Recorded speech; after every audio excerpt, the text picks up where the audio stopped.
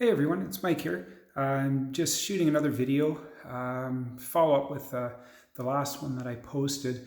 The last one that I posted was just a full out workout. It's one that I've had for years. It's kind of just constantly morphs into something new all the time as I find new moves or I want to change things up. In another video, I'll go into explaining how that workout is designed. It was actually designed with the help of a number of different people. And then it's just something that I've just kind of tweaked just to customize, for myself. But I'll get to that in another video. I do want to just talk a bit today just about kettlebells and why I'm doing this. Really, I'm only doing this because I like kettlebells. If it's something that if I can share my knowledge and share my enthusiasm for them with someone else, then that's great. That excites me. So that's really the only reason why I'm doing this. So I started, as I said, with my video, and what I'd like to do is just do short little video clips that tie in with that workout. Because otherwise, if you just look at that workout, it's like, oh, it's just some guy doing his workout and whoop-de-ding.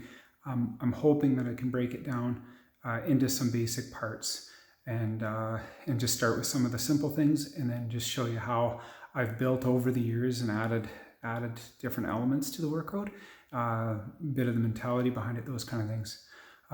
I also want to say that everything that I have learned has been from my experience, just doing hours and hours and hours of it, but more importantly, actually learning about it, seeking other mentors.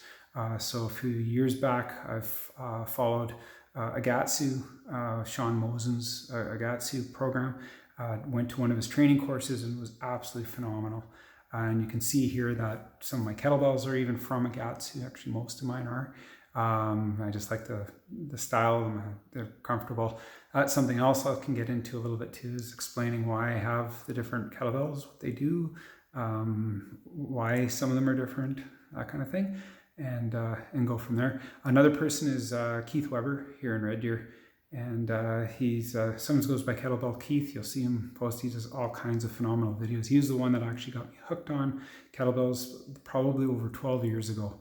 Got together with him and he showed him. He said, "Hey, look at this that I've come across." And then since then he's run with it. He does all kinds of stuff. And if you really want some really, really good information, you can check his stuff out too, because he's got videos out and tutorials, and has his own gym and classes and all that kind of stuff. So really phenomenal stuff there as well. But anyways, I don't want to keep this too long. I can see here I'm already at my 3-minute mark. So I want these videos to be fairly short, just kind of quick. So today I'm just going to focus just on the basic technique now, or the basic swing, two-handed swing.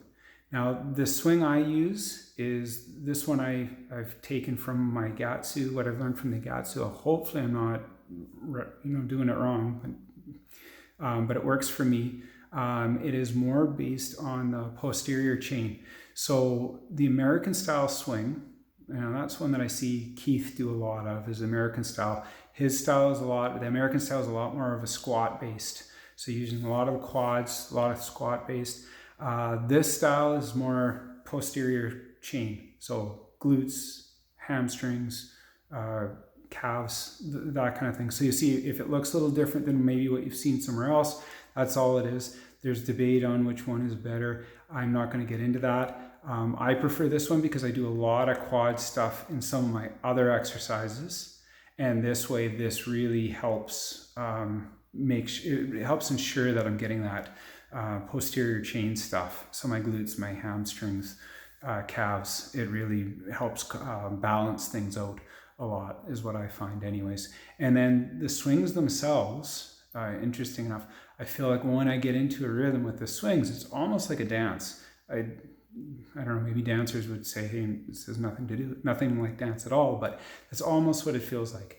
It's just kind of rhythmic, and that's another reason why I like it so much. So I'm gonna start just with a swing today, and just go through that, and then, well, that should be it. Okay, so I'm just going to set this up, and I tried finding a spot where it would be best to be able to see this. And I know there's been a bit of a glare in this basement, so hopefully that works, and hopefully you can see my kettlebell in this.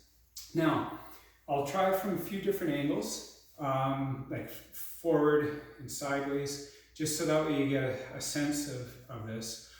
But the idea behind this is it's like a straight leg deadlift. So first thing even just to do is just get the feel of what does it feel like to use your glutes, your hamstrings, your quads, using that posterior chain to do a straight leg deadlift. Okay, so with my kettlebell in front of me, that's all I want to do. So my feet are a little bit more than shoulder width apart. Okay, my kettlebell's in front of me. I'm just going to reach down and I'm going to hinge. So a hinge at the waist. So if I was to turn it sideways, okay, again, I'm hinging at the waist. Okay, noticing that my back is straight, my head is straight. If I was to be able to draw a line from my tailbone to the tip of my head, it should be a straight line.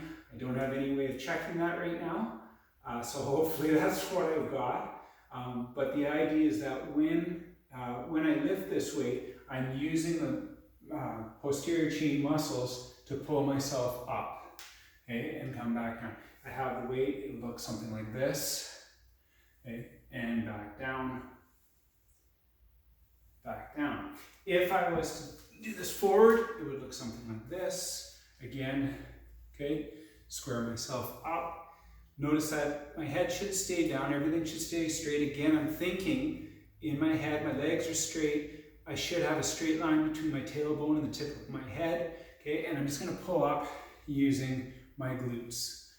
Okay, now that's the basic, that's where the power comes for the two-handed swing.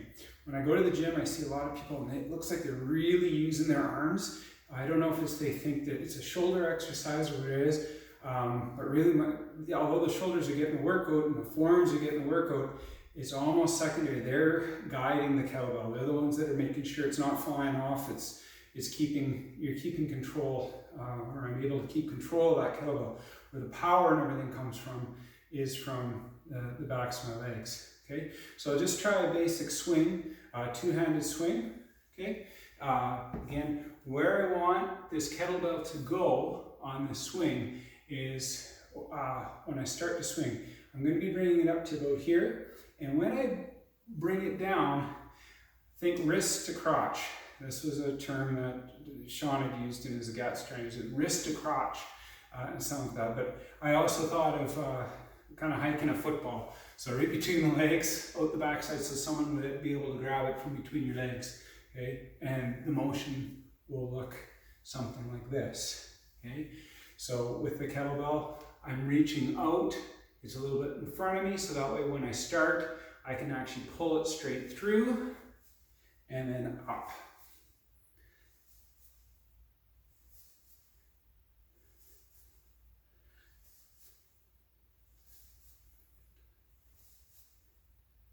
And I'll try again, but I'll do it from the side this time, just so you can see what that looks like from the side.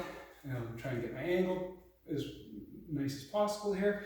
Again, make sure my feet are planted, a nice square to the kettlebell. I'm going to reach out, nice comfortable position, okay, and then through and out.